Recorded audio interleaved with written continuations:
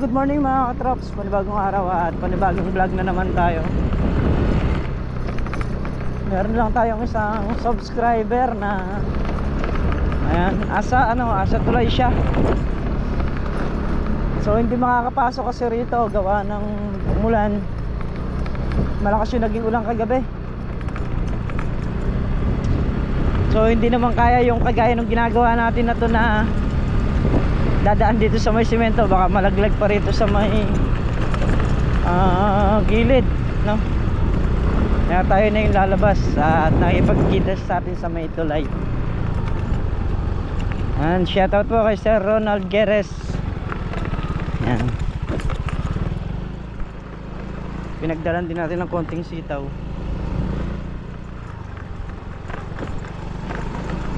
Gumagawa ako ng nung grass cutter, ginagawa ko isang grass cutter.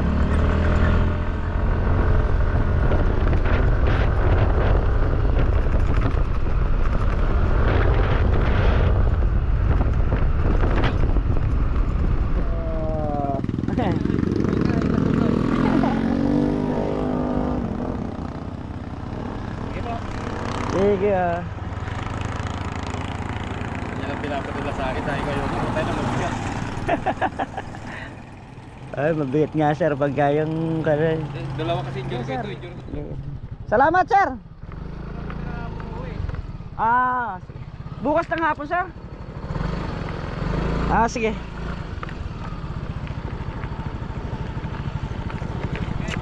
Sige sir.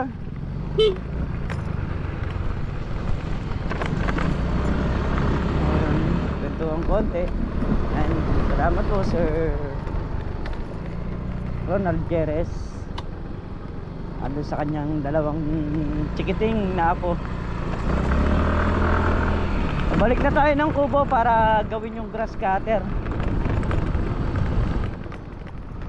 Natanong ni sir sa yun, yung sa insurance. Ayun. Dahil pinaka-presidente yung kanyang misis. Kami naman po naka-insurance na. Ay yung sa ako naman ni ate doon ay tayo.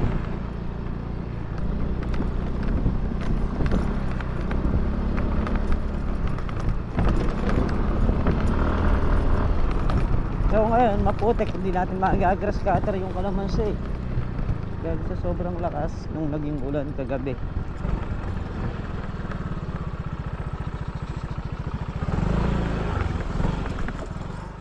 Traps, ito yung karagtong ng ating vlog at di tayo nakapag grass cutter kahapon dahil nga maputek dahil galing umulan ng gabi.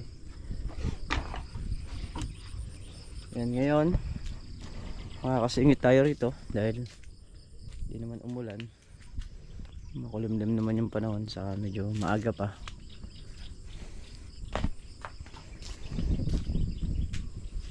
Para pagkayari natin mag grass cutter maitanim natin yung mga kalamansi na ito.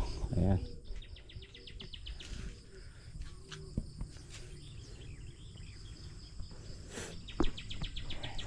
Dilinisin muna natin bago natin itanim yung mga kalamansi.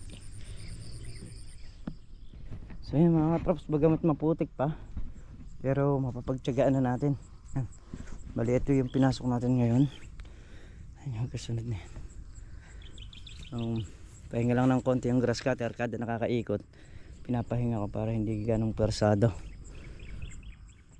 Saka yung talim magbibiling muna tayo dahil nakailang butas na rin yan. Ngayon pa lang tayo magbibiling, baka kasi yung matalas yung ginagamit. Yan, sat-satan talaga, kaya yung talsik ng putik sa mukha, sa katawan. Ganun pa man, natitsaga-tsaga na natin kahit medyo maputik.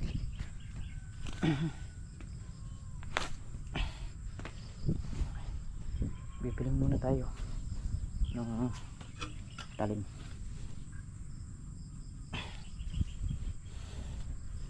Kahit na maka ilang butas tayo, kung uulan man Hindi nakabawas tayo. Ayan o, yan ang panahon mga katrops. Medyo makulimlim dahil nga gawa ng may bagyo. Malayo naman sa atin, pero yung ano, kaya nga may pagulan-ulan dito sa lugar natin.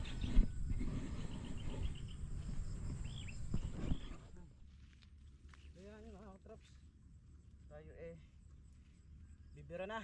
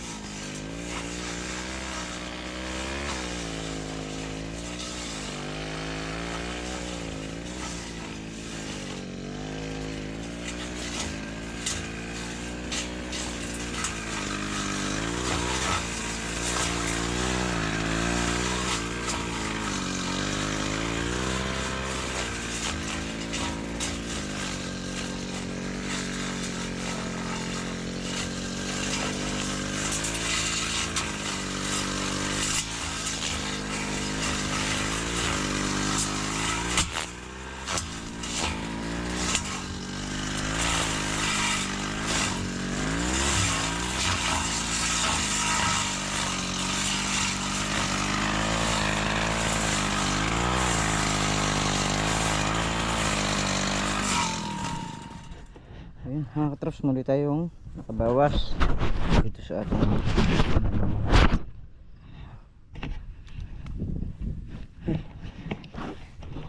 puputek. Mga katrops,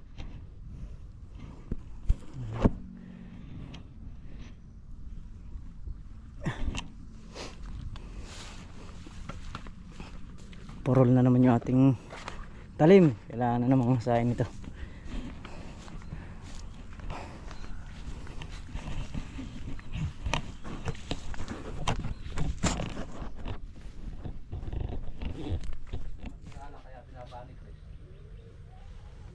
So yan mga katrops, at umuulan nga, stop na naman sa pag-grass cutter.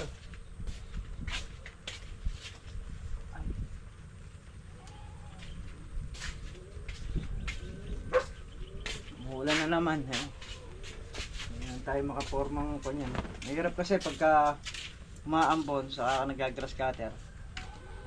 Delikado na mapasma tayo, gawa nga ng mainit yung makina, tapos napapatakad tayo ng tubig. So yun, minsan na kasi akong nadali ng ganyan, kaya takot na. Halos nasa 2 linggo nakaratay. Pagka nadali ka, talagang iyak tawa ka.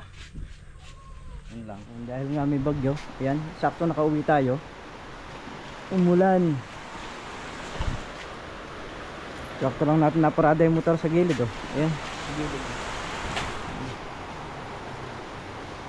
Wala kasi si Mrs. Katrops umalis, may nilakad. Kaya kaninang umaambon-ambon eh, umuwi na tayo.